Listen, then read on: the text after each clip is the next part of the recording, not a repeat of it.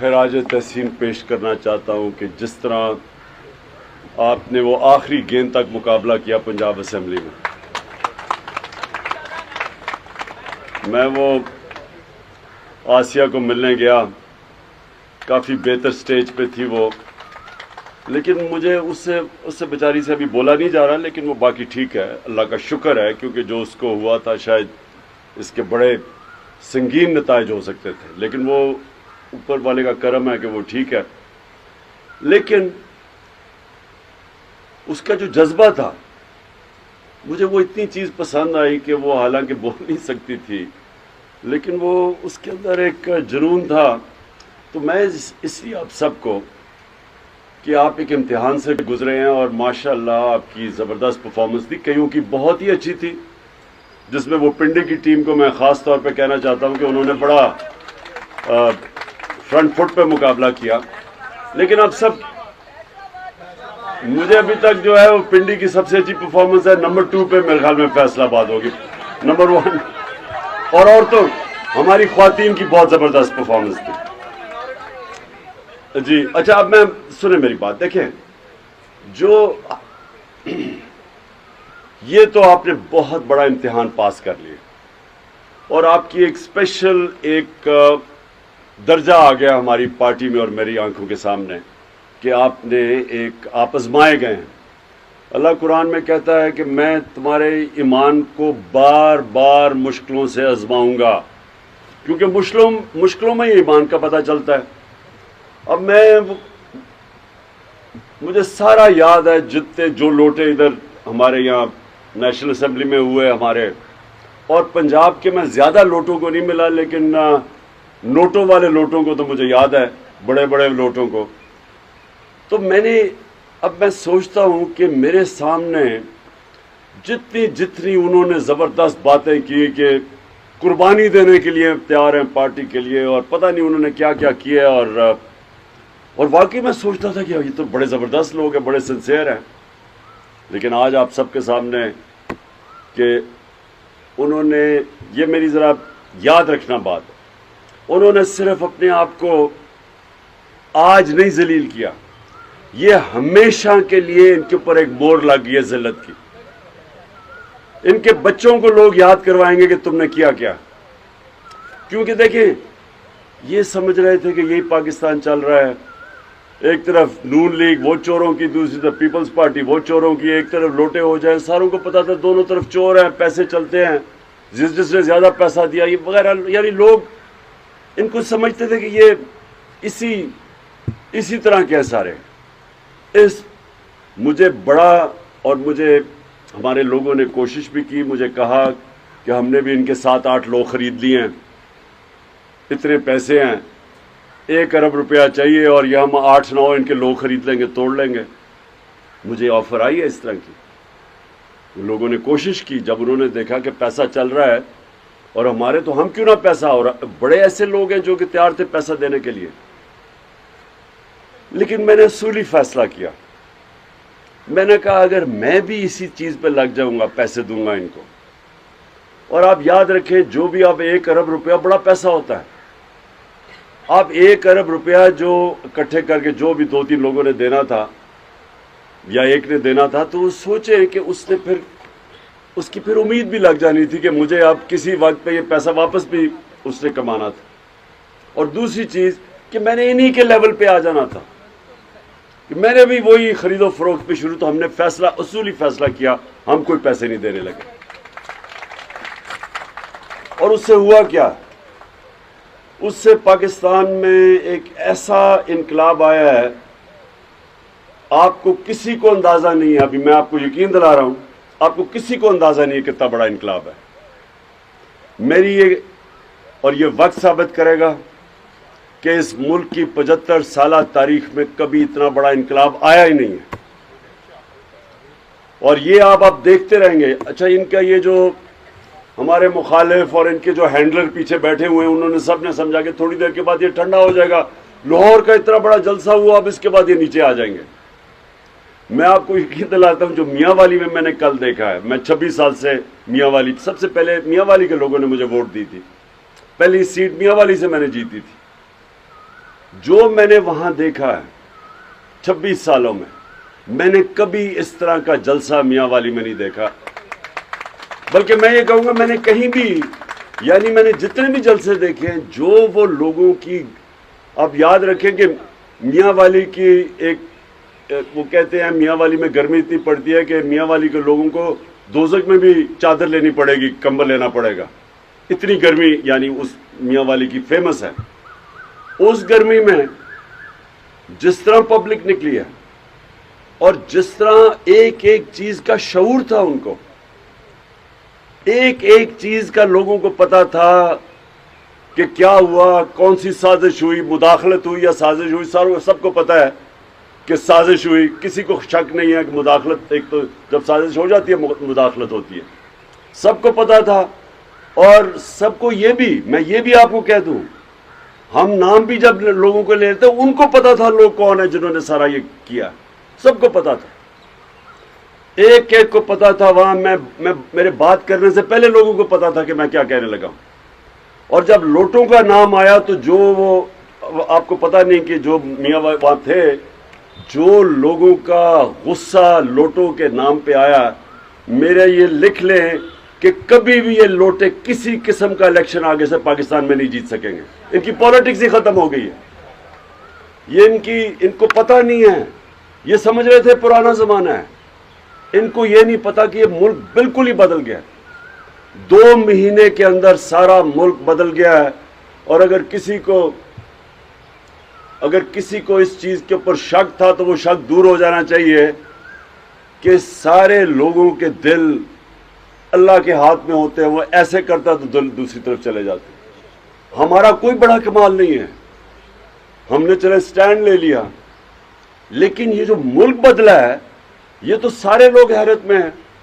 یہ جو لوگ سارے، یہ جو آئے تھے، یہ چوروں کا پلندہ جو اوپر بیٹھا ہوا ہے، یہ خود شوق میں چلے گئے ہیں کہ ہوا کیا. انہوں نے جو مل کے سازش کروا کے ان لوگوں کو لائے، وہ سارے شوق میں ہیں کہ یہ ہوا کیا. یہ انقلاب آیا ہے، اللہ نے لوگوں میں شعور دے دیا ہے. وہ لوگ جو سیاست کا نام بھی نہیں لیتے تھے، وہ سارے آج آپ کے ساتھ کھڑے ہو گئے. جو اسلام آباد میں پبلک آنے والی ہے، یہ کنٹینر رکھ لیں، یہ کنٹینر رکھ لیں، یہ جو مرضی کر لیں، یہاں پبلک جس طرح آئے گی کسی کو اندازہ نہیں ہے. اس وقت مجھے اندازہ ہے کیونکہ میں نے پالیٹکس کی تھی عوام کی. میرا تو کوئی جاننے والے نہیں تھے پالیٹکس، باپ دادا کوئی میری پالیٹکس، میرے ساتھ تو پالیٹیشین ہی کوئی نہیں تھے. ہمارے ساتھ تو تھوڑے سے لوگ تھے جو پہلی دفعہ زندگی میں پالیٹکس کر رہے تھے. تو ہم نے تو آہستہ آہستہ آہستہ آہستہ کرتے کرتے عوام کو اپنے ساتھ ملایا. ایسے تو کسی نے پالیٹکس نہیں کی. کون 14-15 سال ورانے میں ایک سیٹ لے کے پھرتا ہے اور لوگ مذاق اڑاتے ہیں، اور پھر آہستہ آہستہ وہ پبلک کا ایک ہجوم ہو جاتا ہے.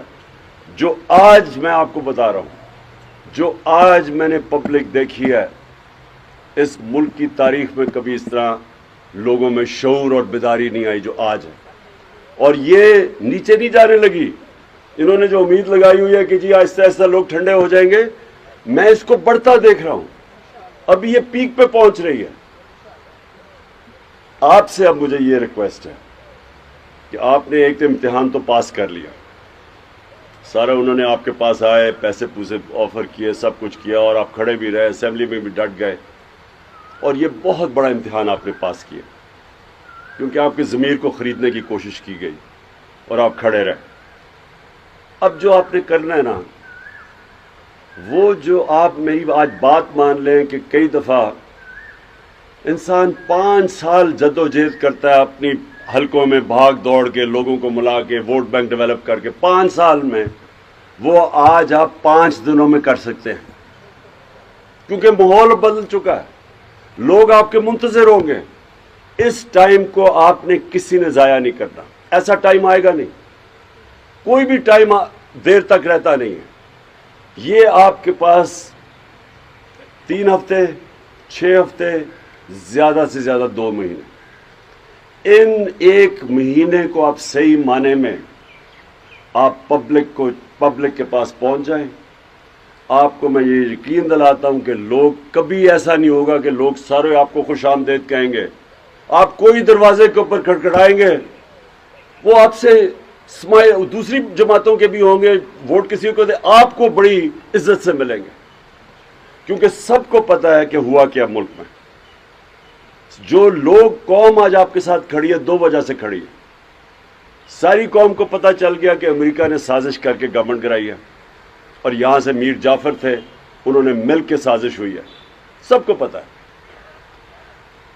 وہ مریم کہتی پھر اس نے کہا کہ جی وہ مراسلہ جھوٹ ہے. وہ جو جھوٹ پہ ہی اپنی ساری پالیٹکس شروع کرے کہ جی میری لندن تو چھوڑے، پاکستان میں بھی پراپرٹی نہیں ہے جبکہ اربوں کی پراپرٹی دونوں طرف ہے، اس نے اس کے بعد جھوٹ ہی بولنے ہیں. مراسلہ نیشنل سیکیورٹی کاؤنسل کی میٹنگ میں جس میں سب آرمی چیف، ہماری ساری قیادت، اس کے اندر پہلے اپروو ہوا، اور شہباز شریف نے جو میٹنگ بلائی اس نے بھی اپروو کیا کہ مراسلہ کے اندر جو چیزیں میں نے کہی وہ ساری سچ تھی. تو وہ کل کہہ رہی ہے کہ وہ جھوٹ ہے. تو سازش کے تحت گورنمنٹ گرائی گئی، امریکی سازش. اور دوسرا جو لوگوں کو دوسرا غصہ ہے، ایک غداری یہ ہوئی جنہوں نے سب نے مل کے کیا، اور دوسری غداری یہ ہے کہ پاکستان کے بڑے بڑے مجرم، کرمنلز، چور، ڈاکوں کو اوپر لا کے بٹھا دیا. یہ انہوں نے ملک کی توہین کی ہے. اس سے زیادہ قوم کی توہین کیا ہو سکتی ہے کہ ملک کے چور و چکے جو 30 سال سے لوٹ رہے تھے ملک کو، ان مجرم، ضمانت پہ لوگ، ان ساروں کو انہوں نے ملک کے اوپر بٹھا دیا. یہ ہے اصل توہین ملک کی، جس کی وجہ سے دگنا غصہ ہے لوگوں کو. اس لیے جب آپ پبلک میں جائیں گے، کبھی بھی پبلک آپ کو اس طرح کی پذیرائی نہیں دے گی جو آج آپ کے ساتھ کھڑی ہے. اس ٹائم کو ضائع نہیں کرنا آپ نے. آپ ایک دن ضائع کریں گے اپنا نقصان کریں گے. آپ آج اپنے دن، آپ اگر لوگوں کے اندر نہیں ہیں، اپنی پبلک میں نہیں ہیں، آپ اپنے اوپر ظلم کر رہے ہیں. اس وقت لوگ آپ کے منتظر ہیں. نارملی پولیٹیشین جا کے لوگوں کے گھر اور کہتا ہے اپنا ووٹ بینک تیار کرتا ہے. آج لوگ آپ کی انتظار کر رہے ہیں. میں آپ کو گارنٹی کرتا ہوں جو لوگوں نے 30-40 سال ووٹ دیتے رہے دوسری پارٹیز کو، وہ آج آپ کی انتظار کر رہے ہیں. کبھی آپ کو ایسا ماحول نہیں ملے گا. اس کو آپ نے ضائع نہیں کرنا. ٹائم سب کچھ ہے.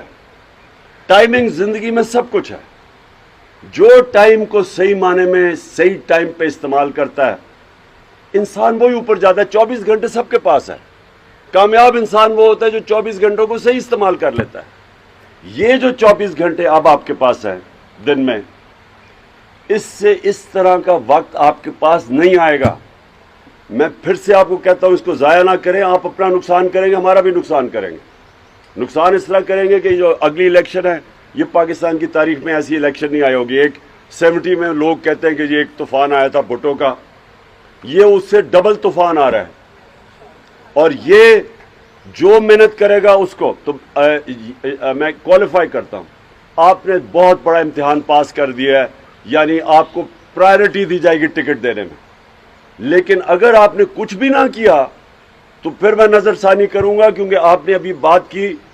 آج تک بالکل آپ نے ٹھیک کہا کہ میں نے سب لیٹ کیا ہوا تھا. لوگ ٹکٹس لوگ دیا کرتے تھے. کیونکہ میرے پاس ٹائم نہیں تھا، میں تو کیمپین کرتا تھا. اس باری ایک ٹکٹ جب تک میرے سے نظر سے گزرے گا، میں نے کسی کو ٹکٹ نہیں دینا. یہ میں پہلی دفعہ اس باری میں نے صحیح معنی میں دیکھا، جب میں نے لوگوں کی حرکتیں دیکھی، نیشنل اسمبلی میں بھی، پروونشل اسمبلی میں بھی، ادھر پنجاب میں، اور پختونخوا کی اسمبلی میں بھی، جو میں نے لوگوں کو دیکھا اس باری، ٹکٹ کسی اور نے ان کو دیے ہوئے تھے، اور جو میں نے ان کی حرکتیں دیکھی، میں کبھی آگے سے کبھی میں کوئی ٹکٹ کسی کو دینے نہیں دوں گا جب تک کہ میں خود پوری طرح اس کو مطمئن نہ ہو جاؤں. تو یہ ہاں، خواتین کی جو ہماری خواتین گئی ہیں، ان ساروں کو تو جو ریزرو سیٹ پہ اپنے آپ کو بیچا نا، ان کو تو جیل میں ڈالنا چاہیے. کیونکہ یہ تو چلے آپ کہے نا جی، جس کی حلقہ ہے وہ تو کہے، جس کا حلقہ ہے وہ تو کہے کہ نا جناب میں تو میں تو میرے تو پی ٹی آئی اتنی ان پاپولر ہو گئی تھی کہ مجھے تو حلقے والوں نے برا بھلا کا ووٹ نہیں دی، مہنگائی ہے، یہ ہے وہ ہے، تو میں نے تو اس لیے چھوڑی ہے پارٹی کیونکہ میں تو ڈوب رہا تھا. چلو میں جتنا بھی وہ جھوٹا ہو، پیسے لے کے اس نے کیا ہو، لیکن چلے سمجھ آتی ہے. ریزروڈ سیٹ پہ کیسے کوئی جا سکتا ہے؟ اس نے تو سیدھا سیدھا ضمیر کا سودا کیا. اور شرم آنی چاہیے کہ پارٹی ایک تحفہ دیتی ہے اور آپ جا کے بک جائیں. ان کو سیدھا جیل میں ڈالنا چاہیے تاکہ عبرتناک سزا ہو آگے سے کہ کبھی ریزروڈ سیٹ کے اوپر کوئی سوچے بھی نہ اپنے آپ کو، بلکہ ان کو تو اجازت بھی نہیں دینی چاہیے لوٹا ہونے کی.